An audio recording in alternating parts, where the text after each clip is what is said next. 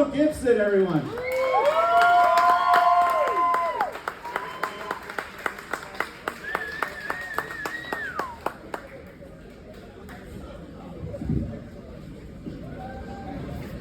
I didn't always look like this. There was a time when I was skinny and spangly and energetic and full of promise. I had a boner that would ejaculate and stay up. Like a very attentive Queen's Guard with spinal fusion. You ever see like the part in the action movie where the hapless military finally talks the president into shooting the nukes at the big bad guy?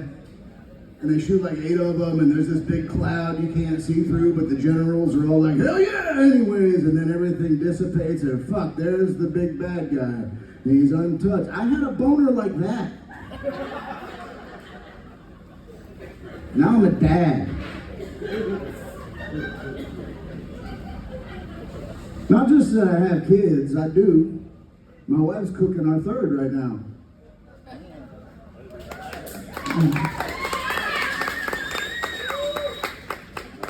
Damn straight. That is the #1 cause for unearned applause.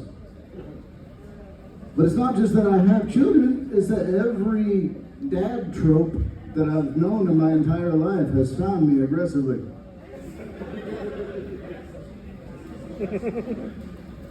I spend the total of my 3 first cars put together on my lawn every year. I've completely come to terms with the convenient properties of a breast pocket. This ain't just for looks, guys. You can put shit in here. I got a receipt for a black coffee and an almond joy.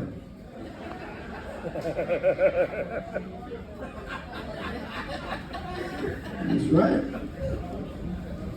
It also means I don't get to do this as much, which is sad. Justin reminded me earlier that every time I gotta do one of these shows, I gotta bust out my old ass notebook with half ideas that me 12 years ago, Hobo Don at B-Dubs, thought, you'll never forget what this premise is. But I do. So between the real jokes, I'd like to give you some of the ones I haven't quite put together. I wrote down savory fun dip. You can take that home with you and build your own joke. Dip your creative paintbrush into the idea of a pouch full of sugar being circumvented by cheese powder, or barbecue dry rub, or a ramen packet. It's your joke now. Do what you want. I turned 40 this year.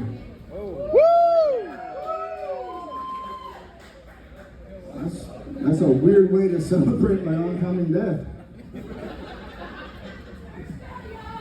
Thank you, sweetheart, whoever you are. You're halfway there.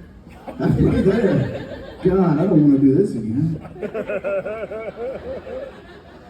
But it means I had my kids late, and I did that on purpose. Because my parents were puppies when they had me. They weren't ready. They were just horny and haphazard with fluids. Show us high five. That is the greatest unprepared parent celebration I've ever seen. I love you two already. But to be parents, you gotta kind of be willing to be boring. My parents went out. They left me with my cousin on the weekends. And like teenagers are wont to do, her boyfriend Eric came over and they slammed ass in my parents' bedroom while I watched Rocky IV.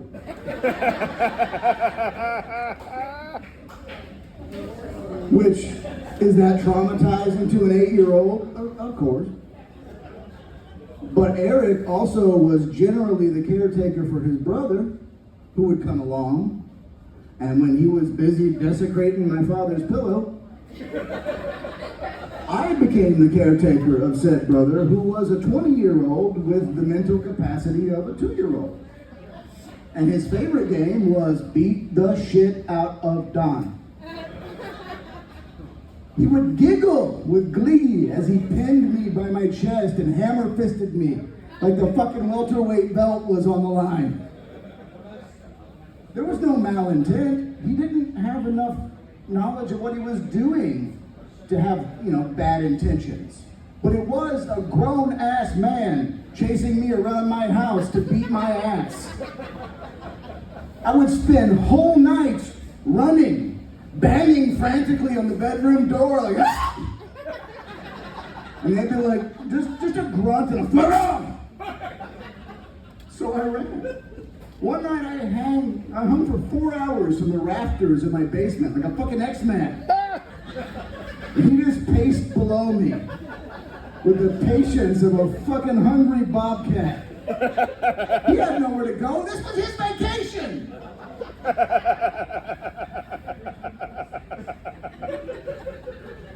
My parents were so immature when they had me that my dad couldn't wrap his head around the fact that I was left-handed. He just bought me right-handed shit and went, get over it. Guitars, golf clubs, baseball gloves, right-handed all. So we'd coach my baseball team and be like, you're throwing weird! And I'm like, yeah. That is accurate.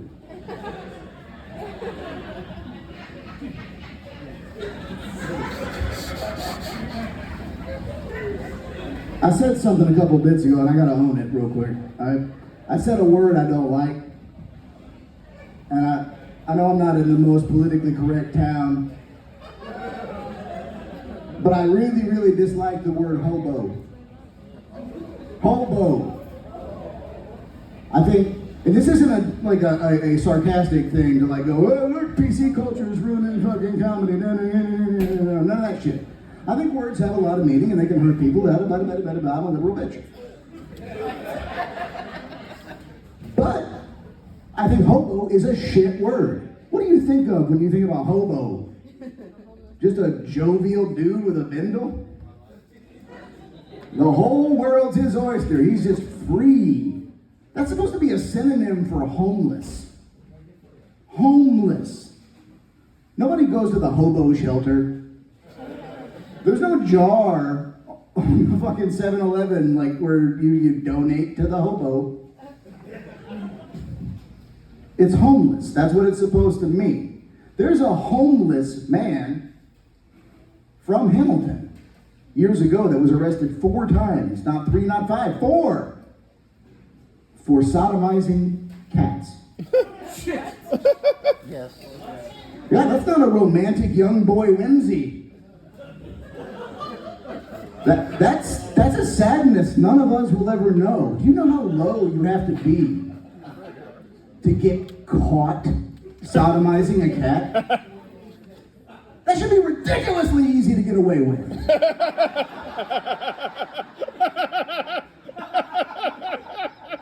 I'm not condoning it. I think it's fucked up. But objectively, they're not going to the police to file a report. Fucking Snowball's not up at the sketch artist like,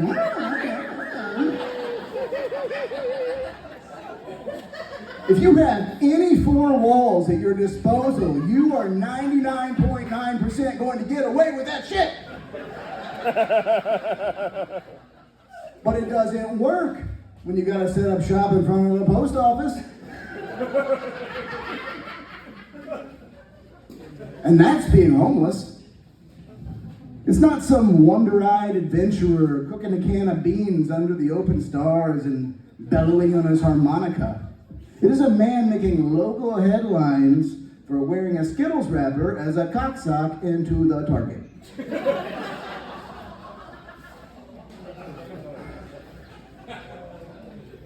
God, I'm glad to be back in Hamilton. This is a town where growing up, I can look around here from left to right, right to left, and I can know that every one of you knows somebody I have slept with. What, who? Is it a family member? Is it a friend? Is it someone you went to high school with? Could it be? I was born in a small town.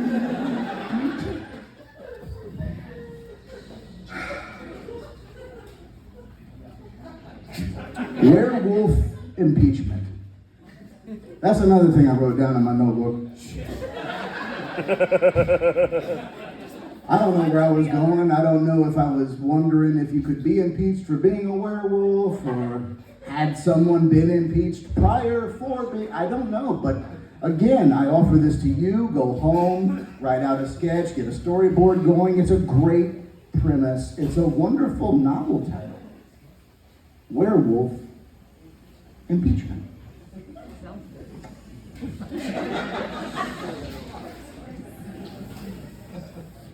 I have a pregnant wife, which means the snacks in my house are so fucking much better than they used to be. Totino's pizza rolls. That hasn't been a thing in my, like a staple in my house in decades. I'm sure, we're in Hamilton, you guys know Totino's pizza rolls. But a lot of the young people don't know that Totino's pizza rolls used to be called Gino's pizza rolls. And then just one day in the mid-90s, they played the same commercial for Gino's pizza rolls, and some hurried-ass voiceover was like, and by the way, Gino's pizza rolls are not Totino's pizza rolls now. Huh? You give a fuck. But now, I wonder, what happened to Gino? Is he okay? In my head, Gino is in a one-bedroom apartment in Baltimore right now. Dirty-ass wife beater. Oh, what did I sell the recipe? $10,000. What were you thinking, Gino?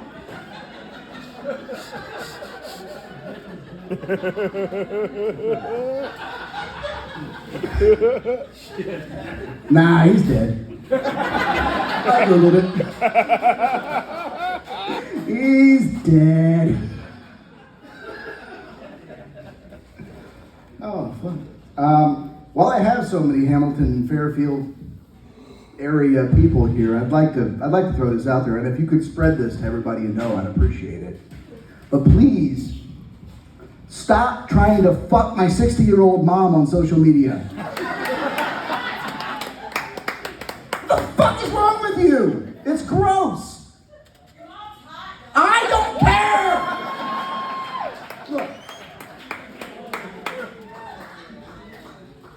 The combination of inappropriate horniness and the tech grammar skills of these baby boomers, it makes the most inappropriate shit I've ever read on the internet. Just, huh? I thought you did kink shame, but it's somebody else. I'm not kink shaming. I don't care that you want to, but try harder. The shit that these illiterate fucks write is just like, hey baby, if I had a pretty like you, never let leave the house. I'll show you something stiff. It's fucking, oh, my back hair's standing up. And, you know, look, mother, who's there? My mother, everybody.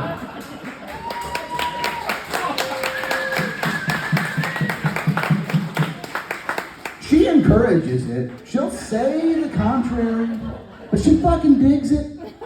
And honestly, that should make me okay with it.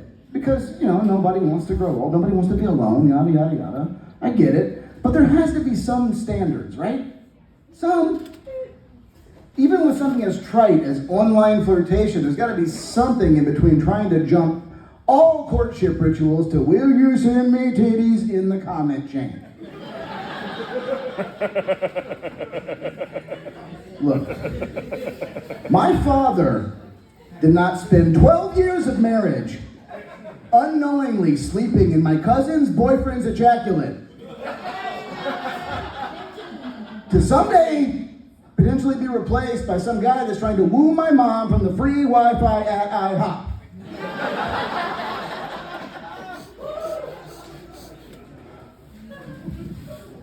I'm parched.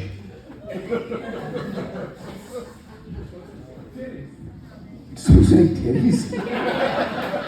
That's a very Tourette's moment. Silence, titties! Was it the wizard? Well, then I apologize. Please do not take my ass. Or the testicle.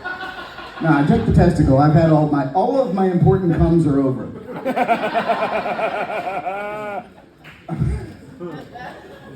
I'm glad we can do this again. Last time we did this, we all had to be separated and wear masks and hazmat shit and all that. And this is nice.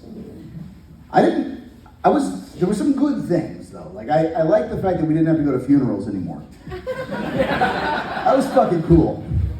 Like I didn't even know that was an option, but it was awesome. Like, I mean, a lot of people died. I mean, tons of fucking people died, but we didn't do anything. It was fine. Like, I'd like to keep that going. If we can just getting a text is perfect. It's like, honey, why is your phone beeping? Uncle Ken died. They're not doing anything. It's not safe. Also, Seahawks overtime. That's the perfect standards for me because funerals fucking suck. Funerals are, they dare to spit in direct contrast to the meaning of life. Do you know the meaning of life? Ooh. Wow. Did you think coming to a pig bar one evening, looking at a man wearing this shirt, this fucking shirt, this shirt says, I eat pussy like a 48-year-old trying to do a Jell-O shot.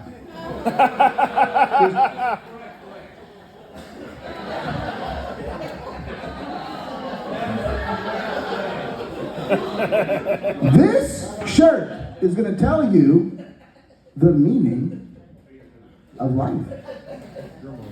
And the meaning of life is simple. It is to forget that you are going to die. That's all it is. Everything we do, every movie we see, every dumb fuck, don't tread on me windshield we get airbrushed.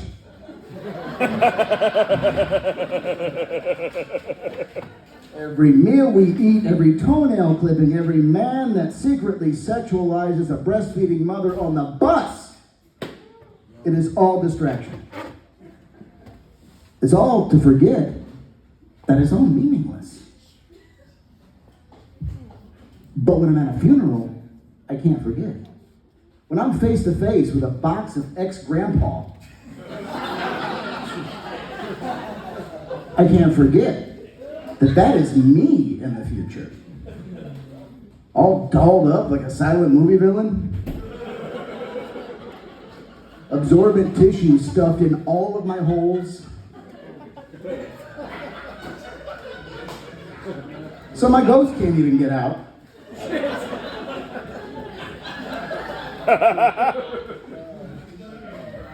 Science has proven it takes the ghost 2 full weeks to get out through that shit.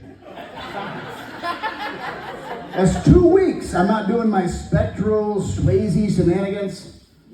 Who moved that cup? Woo! That's the kind of shit a ghost gets into on a Friday night. Hey, Spooky Joe, what you doing this weekend? I don't know, man. Jiggling some curtains. What about you? I'm gonna yell hello at a frequency you can only pick up on a 1980s Sony cassette deck played backwards. Tits. Ghosts are always saying tits. Tits. Man, I felt like it went well. That was my closer. How about Steve, who beat brain cancer? Woo!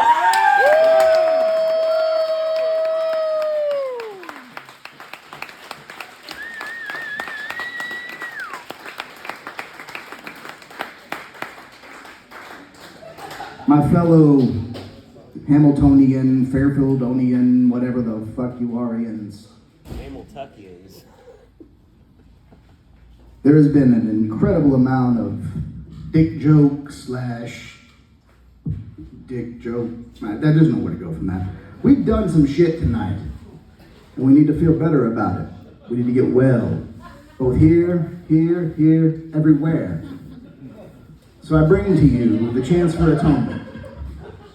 Ladies and gentlemen, thank you for being so patient with me. I bring you now Brother Robert J. Haywood.